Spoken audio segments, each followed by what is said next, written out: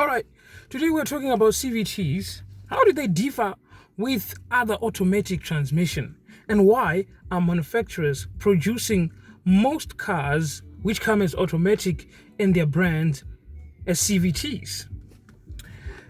Now, before we do that, we'll define what a CVT transmission is and how does it differ with other traditional automatic gearbox. CVT stands for continuous variable transmission. A CVT transmission does not have gears, just like other traditional automatic gearbox. Now, the main reason why so many car companies are manufacturing CVT is to meet the fuel efficiency demand that is going on in the world and low of gas emission. Now, because CVT transmission do not have gears, you don't have to put a lot of gears inside one transmission in order to make sure that the car has what we call low mileage consumption when it comes to fuel.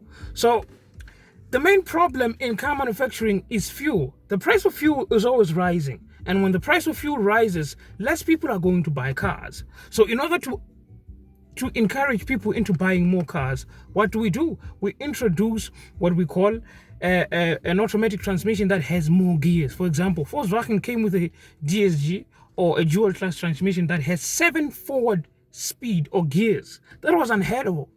Many transmission were able to accommodate 6 gears or up to 5 if it was a manual.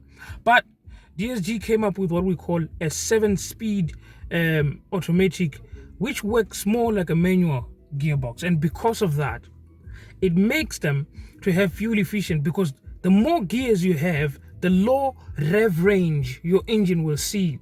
But the problem is, when you're driving with this particular car, the engine has to rev up and then come back again when you shift into another gear. Rev up and come back again when you shift into another gear. When it's doing that, it consumes a little bit of fuel. So what do? They came up with what we call a CVT. Now, a CVT has drive and driven pulleys connected with a belt that changes in diameter to accommodate the racially made gears. So what a CVT does is that when you put your foot on the accelerator, it put the engine into optimum RPMs. Let's say it's 2000 RPMs. It will rev up to 2000 RPMs. Even when the gears are changing and shifting up, the rev does not go up. It stays in one place, therefore maximizing engine performance and low fuel consumption. However, it gives the driver that feeling of an elastic band. When you put your foot on the accelerator, it takes a little bit of delay before the car starts accelerating. And many people were not actually convinced that CVT transmission are actually good and here to stay. However, with more and more companies manufacturing this type of transmission, we can see that they are starting to improve some of the problems that they're actually having. CVT transmission are not actually bad.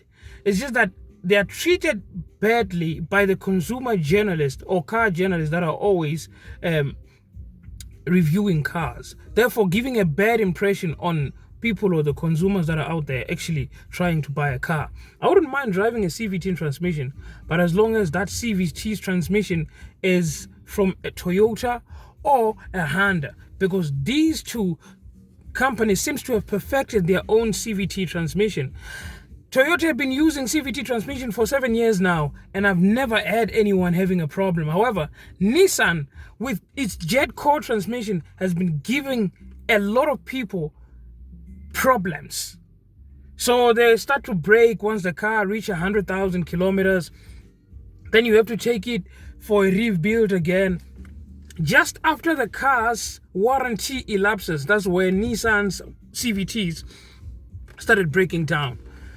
However, due to the technology and the way things are improving these days, CVT transmission looks like are here to stay, and most automatics that are going to come out are actually going to come out with a CVT transmission mated on them. And whether you like it or not, apparently in 2026, all car companies will manufacture cars with an automatic gearbox. Standard shift gearbox is a dying breed.